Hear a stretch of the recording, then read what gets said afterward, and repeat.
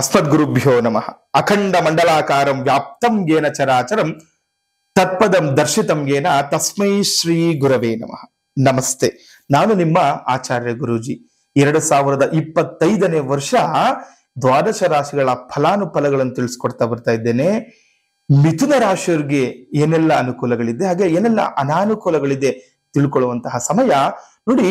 ಈ ವರ್ಷ ಮಿಥುನ ರಾಶಿಯವರಿಗೆ 2025ನೇ ವರ್ಷ ಹಿಂದಿನ ವರ್ಷಕ್ಕಿಂತ ಈ ವರ್ಷ ಉತ್ತಮವಾಗಿರುತ್ತೆ ಅಂತ ಕೂಡ ಹೇಳ್ಬೋದು. ಯಾರೆಲ್ಲ ಮಿಥುನ ರಾಶಿಯವರು ಹಿಂದಿನ ವರ್ಷ 2024ನೇ ವರ್ಷ ಏನಾದ್ರೂ ಕಷ್ಟಗಳು ಅನುಭವಿಸಿದ್ರೆ, ತೊಂದರೆಗಳು ಅನುಭವಿಸಿದ್ರೆ, ವ್ಯಾಪಾರ ಉದ್ಯೋಗದಲ್ಲಿ ನಷ್ಟವಾಗಿದ್ರೆ, ಮದುವೆ ಕಾರ್ಯಗಳಲ್ಲಿ ವಿಳಂಬವಾಗಿದ್ರೆ, ಆರೋಗ್ಯ ಸಮಸ್ಯೆಗಳನ್ನು ಎದುರಿಸ್ತಾ ಇದ್ರೆ, ಇವರೆಲ್ಲರಿಗೂ ಕೂಡ ಅನುಕೂಲಕರವಾದ ವರ್ಷ ಅಂತಲೂ ಕೂಡ ಈ ವರ್ಷ ಹೇಳ್ಬೋದಾಗಿದೆ. ಹಾಗೆ ಮಾರ್ಚ್ ತಿಂಗಳ ವೇಳೆಗೆ ಶನಿಯ ಬಲದಿಂದಾಗಿ ಅನಿರೀಕ್ಷಿತ ಸಹಾಯಗಳು ನಿರೀಕ್ಷಿಸಬಹುದು. ನೋಡಿ, ಇವಾಗ ಏನಾಗುತ್ತೆ, ಈಗ ಮಾರ್ಚ್ ತಿಂಗಳವರೆಗೂ ಕೂಡ ನಿಮ್ಗೆ ಶನಿಯ ಬಲದಿಂದಾಗಿ ಏನಂತ ಹೇಳ್ತಾ ಇದೆ, ಯಾರೋ ಒಂದು ನಿಮ್ಗೆ ಗೊತ್ತಿಲ್ಲದೆ ಸಹಕಾರ ಮಾಡುವಂಥದ್ದು, ಅನಿರೀಕ್ಷಿತವಾಗಿ ವ್ಯಾಪಾರದಲ್ಲಿನೋ, ಅಥವಾ ಈಗೇನೋ ಒಂದು ಮನೆ ಕಟ್ತಾ ಇರ್ತೀರಾ, ಆ ಮನೆ ಕಟ್ಟುವ ವಿಚಾರದಲ್ಲಿನೋ ಆಗ್ಲಿನೋ, ಅಥವಾ ಹಣಕಾಸು ವಿಚಾರವಾಗಿ ಏನಾದ್ರೂ ನೀವು ತೊಂದರೆಗಳನ್ನು ಅನುಭವಿಸ್ತಾ ಇದ್ರೆ, ಅನಿರೀಕ್ಷಿತವಾಗಿ ನಿಮ್ಗೆ ಗೊತ್ತೇ ಇರಲ್ಲ ಆ ರೀತಿಯಾಗಿ ಹಣ ಬರುವಂಥದ್ದು, ಅಥವಾ ಬೇರೆ ಕಡೆಯಿಂದ ಸಹಾಯಗಳನ್ನು ನೀವು ನಿರೀಕ್ಷಣೆ ಕೂಡ ಈ ವರ್ಷ ಮಾಡಬಹುದಾಗಿದೆ.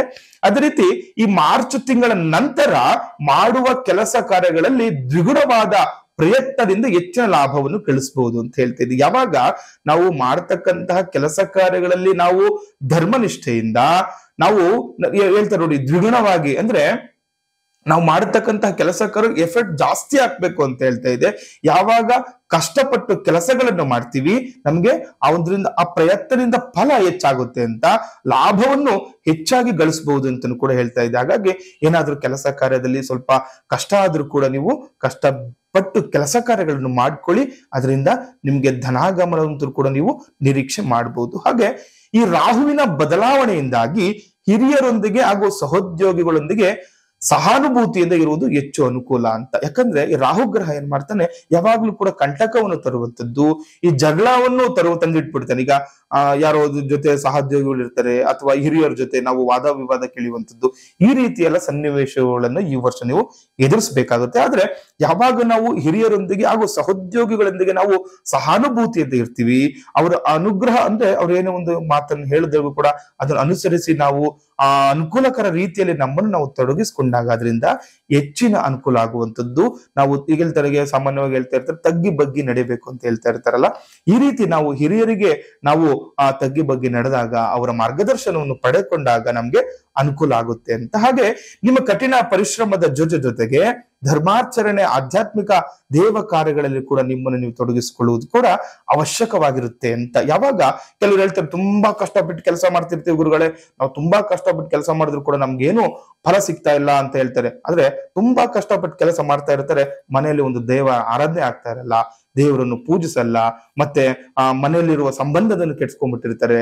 ಈ ರೀತಿ ಎಲ್ಲ ಮಾಡ್ಕೊಂಡಾಗ ಏನಾಗುತ್ತೆ, ಅದು ಯಾವ ದೈವ ಬಲವೂ ಕೂಡ ನಮ್ಗೆ ಸಿಗಲ್ಲ. ಹಾಗಾಗಿ ಕಷ್ಟದ ಜೊತೆ ನಾವು ಮಾಡತಕ್ಕಂತಹ ಕೆಲಸ ಕಾರ್ಯದಲ್ಲಿ ಕೂಡ ಧರ್ಮನಿಷ್ಠೆ ಇರಬೇಕು ಅಂತ ಹೇಳುತ್ತೆ, ಭಗವಂತನನ್ನು ಆರಾಧನೆ ಮಾಡ್ಕೊಳ್ಬೇಕು ಅಂತ ಹೇಳುತ್ತೆ.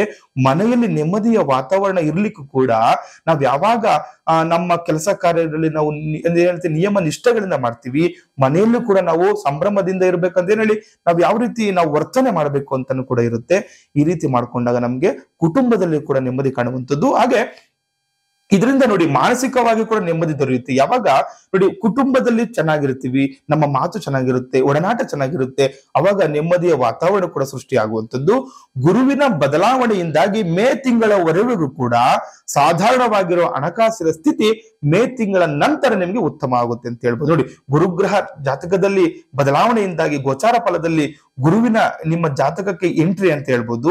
ಆ ಪ್ರವೇಶದಿಂದ ಏನಾಗುತ್ತೆ, ನಿಮ್ಗೆ ಮೇ ತಿಂಗಳವರೆಗೂ ಏನಾದ್ರೂ ಸಾಧಾರಣವಾಗಿ ಹಣಕಾಸಿನಲ್ಲಿ ತೊಂದರೆಗಳು ಅನುಭವಿಸಿದ್ರು ಕೂಡ ನೀವು ಮೇ ತಿಂಗಳ ನಂತರ ನಿಮ್ಗೆ ಅನುಕೂಲದ ಸ್ಥಿತಿ ಉತ್ತಮವಾಗಿರುವಂತದ್ದು, ನಿಮ್ಗೆ ಅನುಕೂಲಕರ ವಾತಾವರಣ ಸೃಷ್ಟಿಯಾಗುವಂಥದ್ದು, ಹಣದ ವಿಚಾರವಾಗಿ ಕೂಡ ನಿಮ್ಗೆ ಅನುಕೂಲ ಆಗುತ್ತೆ. ಏನಾದ್ರು ಹಣ ಕೊಟ್ಟು ಕಳ್ಕೊಂಡ್ಬಿಟ್ಟಿದ್ರೆ ಅವೆಲ್ಲವೂ ಕೂಡ ನಿಮ್ಗೆ ಅನುಕೂಲ ಆಗುತ್ತೆ. ಹಾಗೆ ಮೇ ತಿಂಗಳ ನಂತರ ಮದುವೆ ಹಾಗೂ ಶುಭ ಕಾರ್ಯಗಳಲ್ಲಿ ಕೂಡ ಅನುಕೂಲ ಅಂತ ಹೇಳ್ತಾರೆ. ಯಾಕಂದ್ರೆ ಗುರುಗ್ರಹದ ಅನುಗ್ರಹದಿಂದ ನಿಮ್ಗೆ ಮಾಡತಕ್ಕಂತಹ ಕೆಲಸ ಕಾರ್ಯಗಳು, ಈ ಮದುವೆ ವಿಚಾರದಲ್ಲಿ, ವ್ಯಾಪಾರ ವಿಚಾರದಲ್ಲಿ ಎಲ್ಲವಕ್ಕೂ ಕೂಡ ಅನುಕೂಲಕರ ಆಗುವಂಥದ್ದು ಕೂಡ ಮೇ ತಿಂಗಳ ನಂತರ ನೋಡ್ಕೋಬಹುದು. ಹಾಗೆ ನೋಡಿ, ಈ ಮಿಥುನ ರಾಶಿಯವ್ರಿಗೆ ಏನಾದ್ರೂ ತೊಂದರೆಗಳು ಅನುಭವಿಸ್ತಾ ಇದ್ರೆ, ಕಷ್ಟಗಳು ಕಾರ್ಪಣ್ಯಗಳಿದ್ರೆ ಏನ್ ಮಾಡ್ಕೋಬೇಕು? ಗುರುಗಳೇ, ನಾವು ಮೇ ತಿಂಗಳ ನಂತರನೂ ಕೂಡ ನಮ್ಗೆ ಮದ್ವೆಗಳು ಆಗ್ತಾ ಇಲ್ಲ, ಯಾಕಂದ್ರೆ ಈ ವರ್ಷ ಗುರುಬಲ ಇರೋದ್ರಿಂದ ನೀವು ಸ್ವಲ್ಪ ಅದ್ರ ಕಡೆ ಗಮನ ಕೊಟ್ಟು ಕೆಲಸ ಕಾರ್ಯಗಳನ್ನು ಮಾಡ್ಕೋಬೇಕು ಅಂತ ಹೇಳುತ್ತೆ.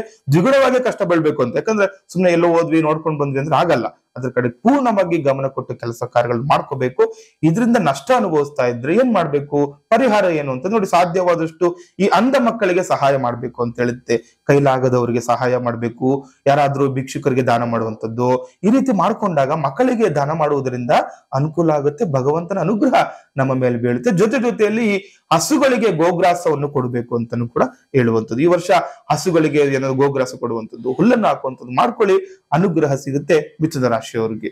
ಲೋಕ ಸಮಸ್ತ ಸುಖಿನೋ ಭವಂತು, ಸಮಸ್ತ ಸನ್ಮಂಗಳಾನಿ ಭವಂತು. ಹರೇ ಶ್ರೀನಿವಾಸ.